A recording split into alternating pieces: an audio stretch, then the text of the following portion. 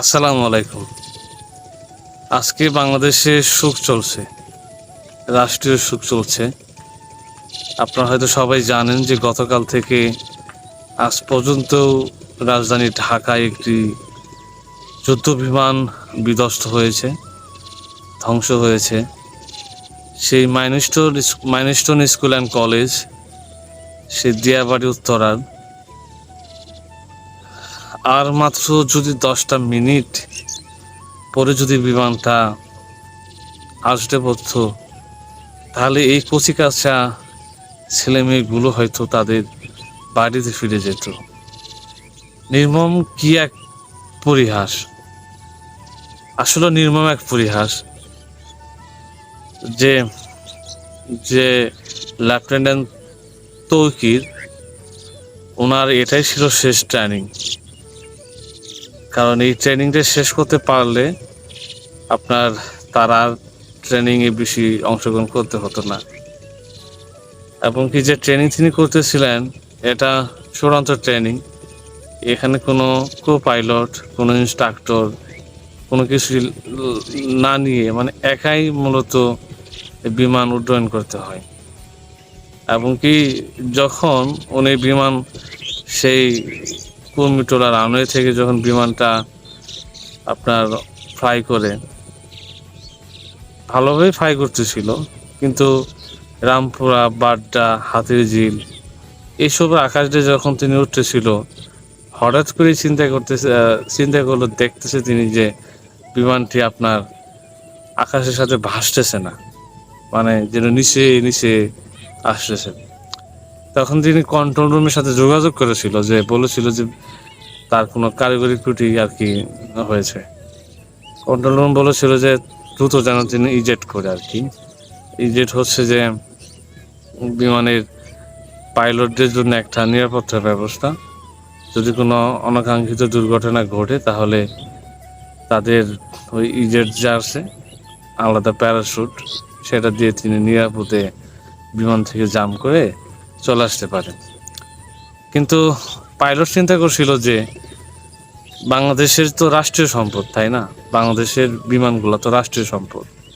এই রাষ্ট্রীয় সম্পদকে কোনোভাবে রক্ষা করা যায় কিনা, যার জন্য তিনি রানওয়ের দিকে পর্যাপ্ত বেগে আর কি যাইতেছিল। এবং ঠিক কন্ট্রোল রুমের সাথে 1.5 মিনিটের মতো যোগাযোগ, 1.5 মিনিট পরেই আপনার কোনো সিঙ্গাল আদান প্রদান করতে পারতেছিল না। এবং কি সেই ভাগ্যের নির্মম পরিহাস, আপনার মাইলস্টোন কলেজের একবারে ইংলিশ ভার্সন যে ভবন, সেই ভবনের উপরেই এই বিমানটি আসতে পড়ে। দেখেন, উনি কিন্তু রিজেক্ট করতে পারতো, কিন্তু যদি করতো হয়তো তার ক্ষয়ক্ষতি কিছু হলেও কম হলেও, অথবা আল্লাহ তাকে বাঁচিয়েও রাখতে পারত, কিন্তু তিনি করেন নাই। বাংলাদেশের যুদ্ধ বিমানগুলো অনেক আগের কিনা, এফ সিরিজের যেগুলা আর কি, F7 সিরিজের অনেক আগে, 2008-4 এগুলোতেও বাংলাদেশের মাঝে মাঝেই এই যুদ্ধ বিমানগুলা আমাদের ধ্বংস হয়ে যায়, আগুন ধরে যা, কারিগরি ত্রুটির কারণে পাইলট নিখোঁজ হয়ে যায়। বাংলাদেশের কর্তার ব্যক্তি যারা আছে, এগুলা নিয়ে খুব কম নজর দেয়। এই যে মাইলস্টোন কলেজের এতগুলা যে সুন্দর সোনালী ভবিষ্যৎ যাদের হওয়ার কথা ছিল, এই যে যাদের ছেলে মেয়ে ওই স্কুল অ্যান্ড কলেজে দিল, দেওয়া তার ঠিক অপরাধ না, তাই না? কিন্তু দেখেন, এই সন্তানগুলাকে যে আপনার নির্মম পরিহাস বরণ করে নিতে হলো, এই অবস্থায় এটা কি মানা যায়? ওই সন্তানগুলো কি মানতে পারে? ওই যে ওদের বাবা মা যে আজহারি, এগুলা কি আসলে তারা মানতে পারবে? আপনি আমি যতই তাদের সান্ত্বনা দেই, পারবে কি?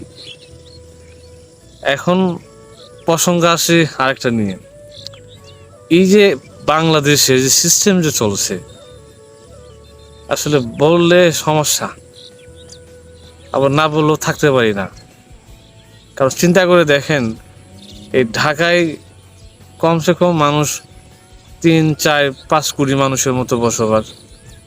এত লোকালয়, আরে ভাই এত লোকালয়ের মধ্যে এই বিমান প্রশিক্ষণ, উপর দিয়ে বিমান যা, যুদ্ধ বিমান, প্রশিক্ষণ বিমান যা, অ্যাক্সিডেন্ট হইলে কত রকমের দুর্ঘটনা ঘটে, এটা তো সবাই জানে। আরে ভাই বাংলাদেশে এত জায়গা, বঙ্গোপসাগর আকাশসীমা কি কম? বাংলাদেশের যশোরের কি আকাশে, যশোরের বিমানবন্দর আছে, কত বিমানবন্দর আছে, রাউনের কত করার। আরে আমি যে জায়গা থেকে ভিডিও করতেছি, আমার এই বয়সাপন কি তোমার কম? তোমার সবাই পড়ে না, তত বয়সাপন কত বড়, তুমি ফাঁকা জায়গা দেখো না। যে জায়গায় ছেলে মেয়ে থাকবে, যে জায়গায় মানুষে ভরা, সে জায়গায় তোমার বিমান চালার লাগে, প্রশিক্ষণ করার লাগে। সেই জায়গায় তুমি কি করো? কত রকমের ঝামেলা বাজায় ফেলো। জীবনের তো দাম আছে। বাংলাদেশের ওই যে মাঝে মাঝে বলি, বাংলাদেশে বাপ মাও নাই, কারণ শুরু তো নেই নাই। আজকে যে খালি বাপ মাও নাই তা না, শুরু তো নেই নাই। সেই 200 বছরের পরাধীন, তারও আগে মানুষের শাসন করছে ওই পর্তুগিজ, চাইনিজ, আরো কত রকমের আফগান, আর অভাব নাই, মঙ্গোলিয়া, হ্যাঁ, অভাবই নাই। এই শাসন করতে করতে বাংলাদেশের সংঘরায়ণ হইতে হইতে মানে এদের বাপ মাও নেই। কারণ চিন্তা চেতনা এত নষ্ট হয়ে গেছে গা, সিদ্ধান্ত যখন নেয় ফট করে সিদ্ধান্ত নিয়ে নেয়। তোমার তো সিদ্ধান্ত নিতে তোমার তেমনই হয় না, তাই না? টিয়া পাও, পয়সা পাও, নেও সিদ্ধান্ত। ওই যে তোমার ফুলা, তোমার বিডি আজকে যদি মাইনের সঙ্গে থাকলো নি, মরলো নি, মারা গেল নি যদি, তখন দেখলেনি চিন্তা কারে কয় আর সিদ্ধান্ত কারে কয়, কান্দাকাটি কারে কয়, হ্যাঁ, তুমি বুঝলে নি। তোমার তো তা হবো না, তুমি কি করবা? ওই যে তোমার ফুলাভানেরে দিবা আমেরিকা পাঠায়, কানাডা পাঠাবা, অস্ট্রেলিয়া পাঠাবা, জাপান পাঠাবা, সিঙ্গাপুর পাঠাবা, ইংলিশ মিডিয়াম, তারপরে কি বড় বড় বিশ্ববিদ্যালয় পাঠাবা, পড়াশোনা করবা। আর বুদ্ধি দিবা কি? ওই বাংলাদেশের মানুষ, তোমরা আমার দেশের ভালোবাসো, তোমরা আমার দেশে এটা করো, বুদ্ধি দিবা। আর যখন কোনো জঞ্জাল বাজবো, সব এই গরিবের মানুষের ফুলাবান গুলা, মধ্যবিত্ত মানুষের ফুলাবান গুলারে রাস্তায় নামাই দিয়া তোমার জীবন হারাবা, গুলি মারবা, এটা করবা, ওটা করবা, মরবো, লাশ নিয়ে টানাটানি করবা। আরে এই মাইনস্টাইন কলেজের যে ঘটনাগুলো ঘটছে, এটা তো বলার বাইরে, ভাষা পাইতেছি না বলার জন্য। এক বিশেষ বাহিনী মারামারি কাটাকাটি বাজাই দিয়েছিল। কে রে? তোমার সমস্যাটা কি হয়েছে? তুমি লাশ নিয়ে চুরিচারি করবা না? আজকে কইতেছে 27 জন মারছে, গতকাল শুনলাম 19 জন মরছে। হই মিয়া, বিমান পড়ছে এটা অত বড় স্কুলে, একটা ক্লাসে মিনিমাম 20, 30, 40, 50 জন ছাত্র থাকে। আর আমি একজন শিক্ষক ছিলাম, আমার ক্লাসে সবসময় কত ছাত্র থাকে জানি না। আর তুমি টানাটানি করো এই মানুষ মরা লাশ নিয়ে। টানাটানি তো অভ্যাসটা আসলে অনেক আগের। 71 সালে ইতিহাস থেকে যতটুকু ঘাটা যায়, বলে যে 30 লক্ষ মানুষের শহীদ হয়েছে, 30 লক্ষ মানুষ শহীদ হয়েছে। আরে ভাই এখন মানুষ শুনি যে 30 লক্ষ নাম মাত্র, অনেকেই কয় হয় নাই 30 লক্ষ, ওই 2 লাখ হয়েছে, অমুক লাখ তমুক লাখ। তোমার সমস্যা কি? 30 লাখ মানুষ শহীদ হয়েছে, তোমার সমস্যা হয়েছে নাকি আমারও সমস্যা?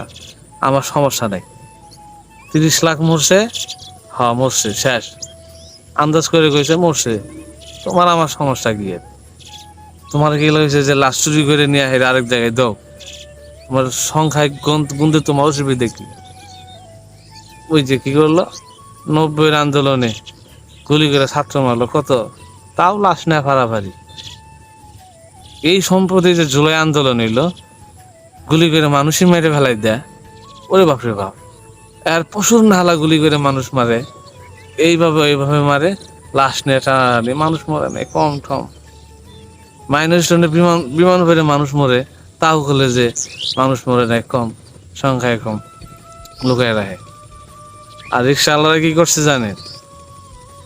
যে জায়গায় 30টা 40টা রিক্সা স্বাভাবিক ভাড়া, যখনই বিমান মানুষ মারা দরকার তখনই হাসপাতাল যাইতে 100 টাকা, 20 টাকা, 40 টাকা, 50 টাকা, 200 টাকা অ্যাম্বুলেন্সে বাড়া বাইরে জায়গা। সমস্যাটা কি তোমার? বাংলাদেশের মানুষের এত মন মানুষের নষ্ট হয়ে গেল গা, যে এই সুর কচি গাছে পোলাভান মানুষ ময়ূরের সাবার হইতেছে, আর তুমি দাম বাড়াই দাও জিনিসপাতির, ভাড়া বাড়াইছো, বৃষ্টির দিন হইলো ভাড়া বাড়াও, মানুষ মূল্য ভাড়া বাড়াও, এত সমস্যা গে তোমার। তারপরে কি হইলো? অ্যাম্বুলেন্স আটকাই দেয়। বড় বড় ক্ষমতাশীল মানুষ, বড় বড় মানুষ আর কি, এই হাই প্রোফাইল লোক হাসপাতাল দেখতে যাবো। বেড়া, তুমি ডাক্তার, হাসপাতালে চিকিৎসা করবা, তোমার দরকার কি আছে? তোমার জায়গায় তুমি ঠিক করা ভাবো না, ওই জায়গায় কি করে অ্যাম্বুলেন্স আটকায় আইরা যা প্রোটোকল নিয়ে, এই বড় বাহিনী নিয়ে যার লাগে, এই বড় ভর নিয়ে তোমার হাসপাতালে যার লাগে অ্যাম্বুলেন্স দিয়ে।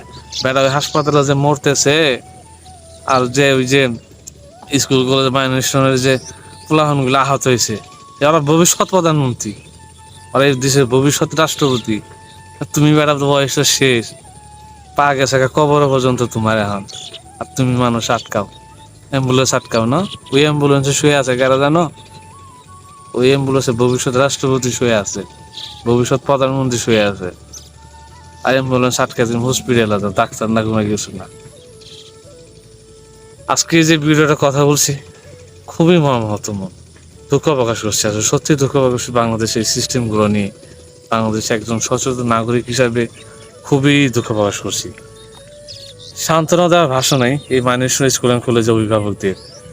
আমরা যারা দেশের সচেতন মানুষ আছি বা প্রতিষ্ঠান চালাই, এই বাচ্চাদের আইডি কার্ডে যেন আমরা রক্তের গ্রুপ, মোবাইল নাম্বারগুলো দিয়ে দিই। আমি মাইনর স্কুল অ্যান্ড কলেজের শিক্ষার্থীদের অনেকেই আইডি কার্ডে, অনেকেই বলতে আমি আইডি কার্ড দেখি নাই ব্লাড গ্রুপ এবং এই মোবাইল নাম্বারগুলো, এগুলো যেন দিয়ে দেওয়া হয়। কারণ অনাকাঙ্ক্ষিত কোনো বিপদ ঘটলে দেখবেন যে খুবই সাহায্য করবে। এবং কি অভিভাবকদের সান্ত্বনা দেওয়ার আমার কোনোই ভাষা নেই। হয়তো এই নির্মম পরিহাস আপনাদের ভাগ্যে লিখে রেখেছিল, যার জন্য হয়তো হয়েছে। আপনি অপেক্ষা করেন, হয়তো কোনো দিন আপনার জন্য ভালো কিছু আসবে। কারণ আল্লাহ মানুষকে নিজ হাতে কখনো ঠকায় না, সবসময় ভালোই করে। এবং ভিডিওতে অনেক কথা বলছি, যদি কারো মনে কষ্ট দিয়ে থাকি তাহলে নির্দ্বিধায় আমাকে একটু পার্সোনালি ভাবে ইনবক্স করবেন। মানে হট্টগোল না বাজে, পার্সোনালি ইনবক্স করবেন। আমার মেইল অ্যাড্রেস আছে, একটা মেইল করবেন, আমি ডিলিট করে দিব, সমস্যা নেই। তাও আমার কোনো কথাই যেন আপনাদের কষ্ট না হয়। আশা করি বাংলাদেশের এই বাবা মা বিহীন বাংলাদেশের কোনো এক সময় এই মাইলস্টোনের যে বিমান বিধ্বস্তের আহত শিশু যারা থাকবে, এরা যে একদম ভালো হয়ে এরাও যেন বাংলাদেশের বাবা মা হতে পারে। আজকে এই বলে বিদায় নিচ্ছি, এই আশা নিয়েই বিদায় নিচ্ছি। ধন্যবাদ সবাই।